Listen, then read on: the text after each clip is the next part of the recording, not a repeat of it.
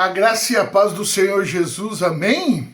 Glória a Deus, boa noite a todos, boa noite.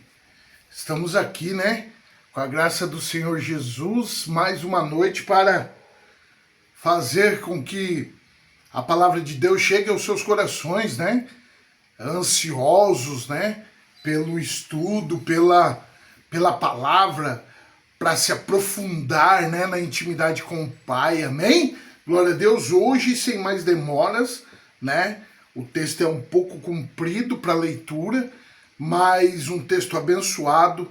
Espero que você receba essa bênção em nome de Jesus. Desde já, quem não me conhece, sou o Pastor Paulo. Estamos fazendo a maratona do 1 ao 150 de Salmos. Hoje é o Salmo 78, estamos no dia 78 dias, sem mais demoras. Se você não é inscrito, se inscreva, ative o sininho, coloque o joinha e compartilhe. Vamos nessa aventura da palavra do Senhor. Glória a Deus. Salmo 78 vai dizendo assim: não abra a tua Bíblia, tá? Não abra. Só escute. Escute a palavra do Senhor. Depois que acabar o vídeo, de um outro momento, você abra e compare. Em nome de Jesus. No momento agora, só escute a palavra de Deus. Amém? Meu povo, escute o meu ensino. Incline os meus ouvidos para que eu tenho a dizer. Oh, meu Deus! Em parábolas abrirei a minha boca. Proferirei enigmas do passado. O que ouvimos e aprendemos, o que nossos pais nos contaram. Não os esconderemos dos nossos filhos. Contaremos a aproximação geração aos louváveis feitos do Senhor. O seu poder é maravilhas que fez. Ele decretou estatutos para Jacó. Em Israel estabeleceu a lei. E ordenou aos nossos antepassados que o ensinassem aos seus filhos, de modo que a geração seguinte a conhecesse. E também os filhos que ainda nasceriam, e eles, por sua vez, contassem aos seus próprios filhos. Então eles porão a confiança em Deus, não esquecerão os seus feitos e obedecerão aos seus mandamentos. Eles não serão como os seus antepassados, obstinados e rebeldes, para de coração desleal para com Deus. Gente de espírito infiel, os homens de Efraim, frecheiros armados, viraram as costas no dia da batalha.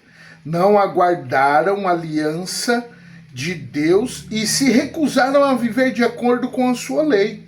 Esqueceram o que ele tinha feito, as maravilhas que lhe havia mostrado. Ele fez milagres diante dos seus antepassados na terra do Egito, na região de Zoan. Dividiu o mar para que pudesse passar, fez a água erguer-se como um muro. Ele os guiou com a nuvem de dia e com a luz do fogo à noite. Fendeu as rochas do deserto e deu-lhe tanta água como que flui das profundezas da pedra. Fez sair regatos e fluiu a água como um rio. Mas contra ele continuaram a pecar, revoltando-se no deserto contra o Altíssimo. Deliberadamente puseram Deus à prova, exigindo o que desejavam comer. Duvidaram de Deus, dizendo: porá Deus prepara uma mesa no deserto. Sabendo que quando ele feriu a rocha, a água brotou e jorrou em torrentes, mas conseguira também dar-nos de comer? Poderá suprir de carne o seu povo? O Senhor ouviu, enfureceu-se com fogo, atacou Jacó, a sua ira levantou-se contra Israel. Pois eles não creram em Deus, nem confiaram no seu poder salvador. Contudo, ele deu ordens por tudo ele deu ordem às nuvens e abriu as comportas do céu. Fez chover maná para que o povo comesse. Deu-lhe o pão dos céus. Os homens comeram o pão dos anjos, enviou comida à vontade. Enviou dos céus o vento oriental e pelo seu poder fez avançar o vento sul. Fez chover carne sobre eles como pó, bandos de aves como areia da praia. Levou-as a cair dentro do acampamento ao redor de suas tendas. Comeram à vontade e assim satisfez o desejo deles. Mas antes de se saciarem o apetite, quando ainda tinha comida na boca, acendeu-se contra eles a ira de Deus, e ele feriu de morte os mais fortes entre eles, matando os jovens de Israel. A despeito disso, tudo continuaram pecando. Não creram nos seus prodígios. Por isso ele encerrou os dias deles como um sopro e anos deles em repêndio. Por favor. Sempre que Deus os castigava com a morte, eles os buscavam com fervor, se voltavam de novo para ele. Lembraram-se de que Deus era a sua rocha, de que Deus Altíssimo era o seu Redentor. Com a boca adulavam, com a língua enganavam. O coração deles não era sincero, não foram fiéis à sua aliança. Contudo, ele foi misericordioso, perdoou-lhe as maldades e não o destruiu. Vez após vez constante a sua ira, sem despertá-la totalmente. Lembrou-se de que era meros mortais, brisa passageira que não retorna. Quantas vezes mostraram-se rebelde contra ele no deserto e o entristeceram na terra solitária. Repetidas vezes puseram Deus à prova, irritaram o Santo de Israel. Não se lembravam da sua mão poderosa, do dia em que o redimido do opressor, do dia em que mostrou os seus prodígios no Egito, as suas maravilhas na região de Zoan, quando transformou os rios e riachos dos egípcios em sangue, e eles não mais conseguiram beber as suas águas. Enviou um enxame de moscas que os devoraram, e rãs que os devastaram. Quando entregou as suas plantações às larvas, as produções da terra os gafanhotos, e destruiu as suas vinhas com a saraiva, e as suas figueiras bravas com a geada. Quando entregou o gado deles ao granizo e seus rebanhos aos raios, quando os atingiu com a sua ira ardente, com furor, indignação e hostilidade, com muitos anjos destruidores, abriu caminho para a sua ira, não o poupou da morte, mas o entregou à peste, matou todos os primogênitos do Egito, as primícias do vigor varonil das tendas de Cã, mas tirou o seu povo como ovelhas e conduziu para um rebanho pelo deserto. Ele os guiou em segurança e não tiveram medo, e os seus inimigos afundaram-se no mar. Assim os trouxe à fronteira de sua terra santa, aos montes que a sua mão direita conquistou. Expulsou nações que lá estavam, distribuiu-lhe as terras por herança, e deu suas tendas às tribos de Israel, para que nelas habitassem. Mas eles puseram Deus à prova e foram rebeldes contra o Altíssimo. Não obedeceram aos seus testemunhos, foram desleais e infiéis, como os seus antepassados confiavam com um arco defeituoso.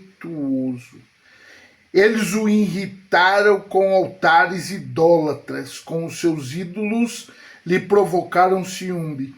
Sabendo Deus, enfureceu e rejeitou totalmente Israel, abandonou o tabernáculo de Silo, a tenda onde habitava entre os homens, entregou o símbolo do seu poder ao cativeiro e o seu esplendor nas mãos do adversário.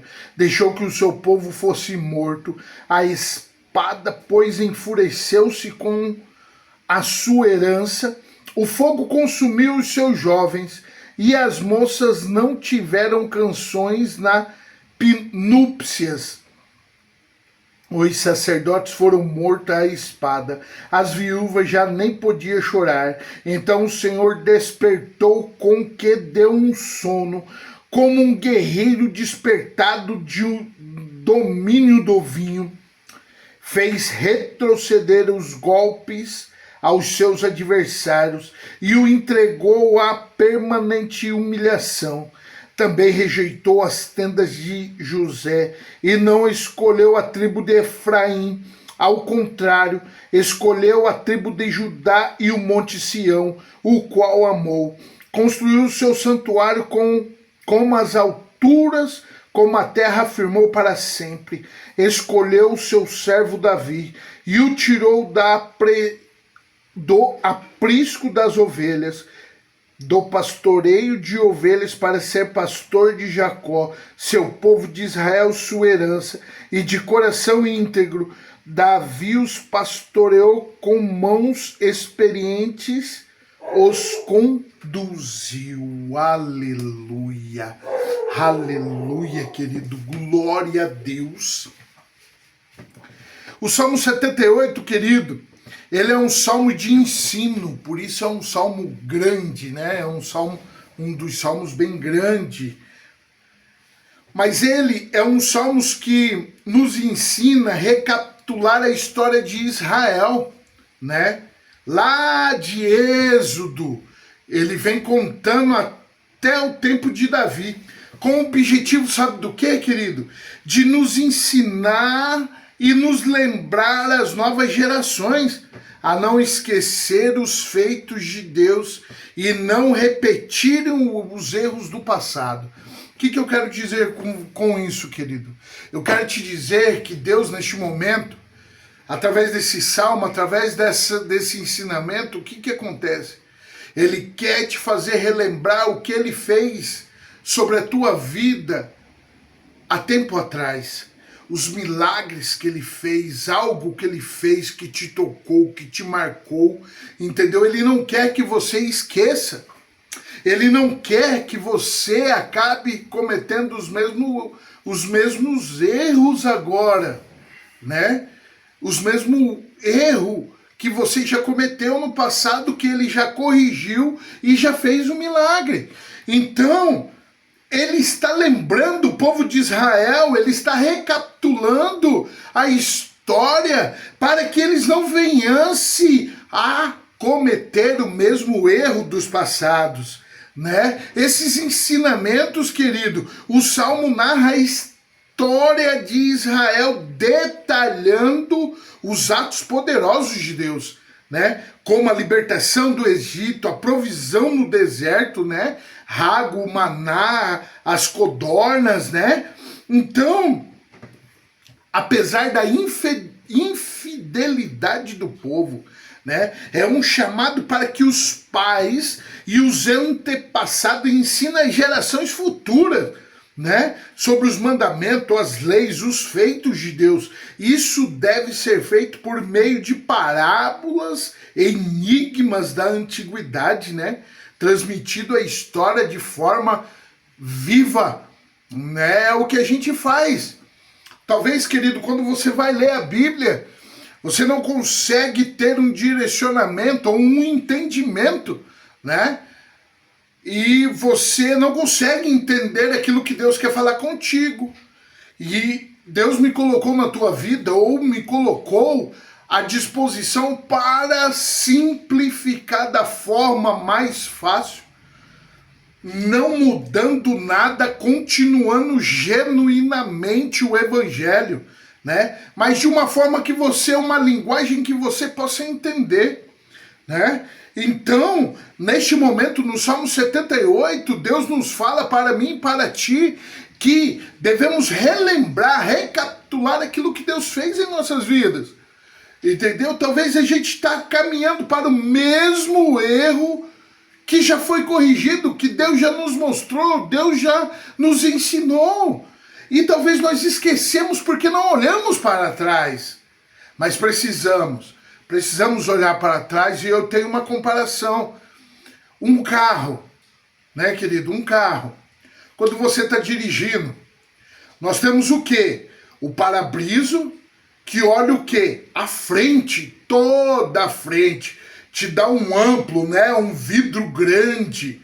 Te dá um olhar muito grande, né? Mas temos também dois espelhinhos que chama retrovisor. São menores, mas que fazem toda a diferença. Porque você olha, você consegue enxergar atrás. Você consegue enxergar quem está atrás, o que acontece atrás. Então é dessa forma que Deus quer nos mostrar, né, com essas parábolas, enigmas, né, a história de forma viva, né? Você olha para você precisa olhar para frente. Por isso que é grande o para-brisa. Mas você tem que olhar para trás, naquele espelhinho pequeno, para ver a tua vida, para ver o que ficou para trás, para ver, querido, as coisas que passaram, entendeu? Para não cometer nessa vida longa, né? Nessa estrada que você consegue enxergar, né? É dessa forma, os Salmos, ele nos alerta que a desobediência, né, e a ingratidão do povo levaram à sua rejeição e castigo. A sua rejeição no tabernáculo de Silo, né? A infidelidade do povo é constatada com a fidelidade e misericórdia de Deus. Meu Pai, o objetivo final do ensino é a nova geração que coloque sua esperança em Deus, aprenda com os erros dos antepassados e não repitam os mesmos erros, né? A tradição e o ensino são essenciais para que a história e a fé não sejam esquecidas. Os Salmos mostram que o desígnio de Deus é que ele seja conhecido e honrado por cada geração. Aleluia. Pai, em nome de Jesus, Senhor, eu oro por esta vida agora. Que eles venham olhar para trás, Senhor, que eles venham aprender com os erros dos antepassados, Senhor. E que eles não venham cometer os mesmos erros nessa geração. Erro de pai, de mãe, de vó, de vô, Senhor. Que sejam quebrados esses erros, Pai. E que eles venham olhar, Senhor, para frente, aquilo que o Senhor tem, os sonhos, projetos, Senhor, os firmamentos, Senhor, da Tua Palavra. Pai, em nome de Jesus, eu profetizo, Senhor, conforme o Teu querer e a Tua vontade sobre o Teu povo.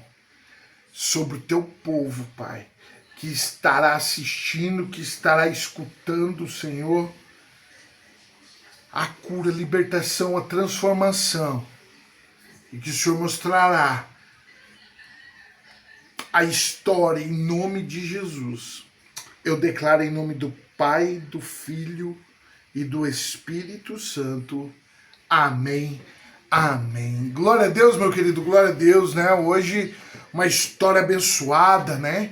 Uma história aí recapitulada, né? Uma história que foi transmitida, né? De forma viva, né? De forma viva. Em nome de Jesus. Amém? Glória a Deus. Até amanhã. Shalom, shalom.